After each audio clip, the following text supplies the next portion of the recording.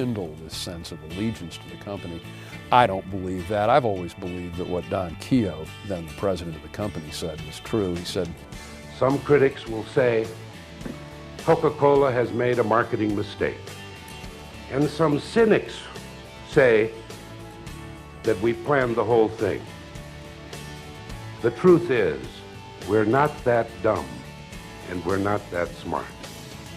I think the lesson learned from New Coke was that Coca-Cola as a brand was not owned by the Coca-Cola Company. It was a brand that the American people claim ownership of. The American people believed that something important in their lives that was part of the fabric of society, that was like a second American flag, had been taken away from them.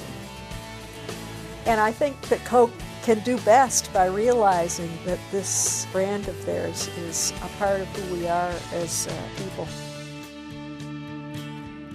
Looking back, the company could say that New Coke had been a blessing in disguise.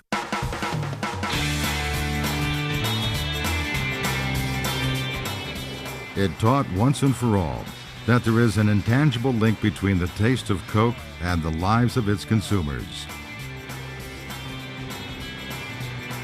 The continued overseas success of Coca-Cola in the years since then only proves the point. At every symbolic moment of the last 2 decades, it seems that Coke has been there. The fall of Soviet communism, and for millions in the former Eastern Bloc countries, their first taste of Coca-Cola.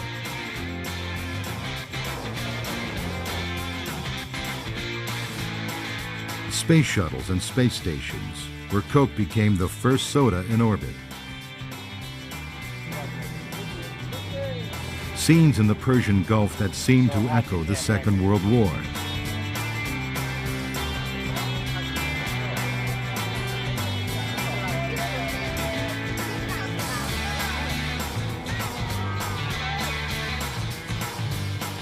The Coca-Cola Company likes to convey its success in amazing statistics, numbers that PR people used to call gee whizzers. If all the Coca-Cola ever made were put into a 6-foot-deep swimming pool, the pool would be more than 25 miles long and hold 643 million people.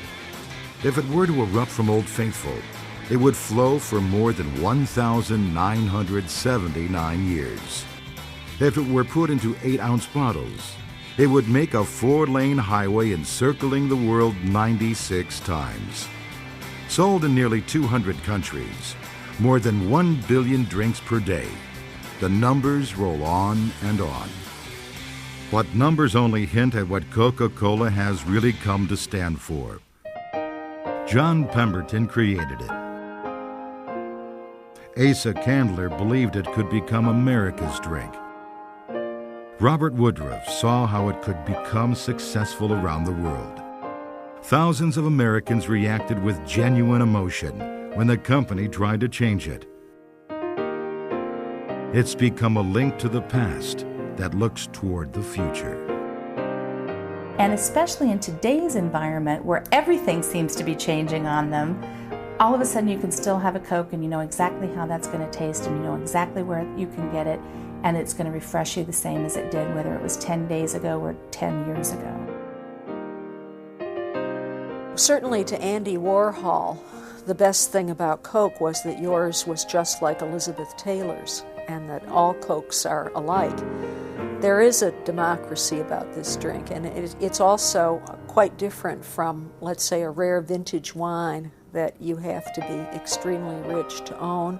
It's different from something that's only available in a given region because it's global and it's going to be the same everywhere. And all you have to do is be in a foreign country and see a Coke sign, a country where you didn't speak the language and didn't know anyone, and you saw a Coca-Cola sign or a store that sold Coca-Cola, you felt better instantly.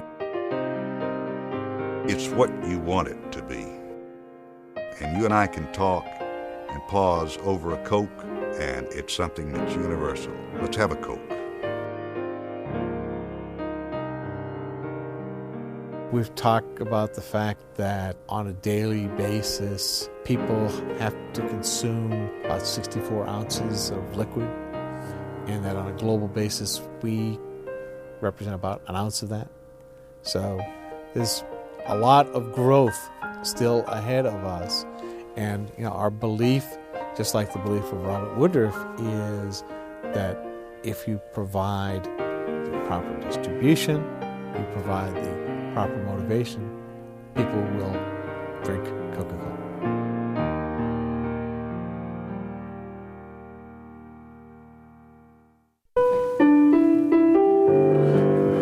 Things go better with Coca-Cola. Things go better with Coke. Life is much more fun when you're refreshed. And Coke refreshes you best. It's the refreshiness. You're getting thirsty. Very thirsty. You and your thirst. Now, go to the store. Get lots of Coca-Cola. Quench your thirst. Disregard all other soft drink advertising and drink only Coca-Cola. Always Coca-Cola. Yeah, this is Dottie Hanson. Who's this? Donya Williams from Mission High School, yeah. Well, you want to know what to serve at your graduation party? Oh, that's easy, Donya. Are you watching High Time right now? You are? Okay, hang up and I'll show you. Well, now, if you're having a graduation party or maybe a senior picnic or a farewell party and you're looking for the really, really right thing to serve, this is it. Coca-Cola in the new family size. Because this is the same delicious Coca-Cola that we've all enjoyed for years, only there's lots more of it. It has the same quality, it has the same bright, bracing flavor, and it comes in a beautiful bottle that you can be proud to serve on any table, formal or informal. I think you young hostesses are just like your mothers. You appreciate quality.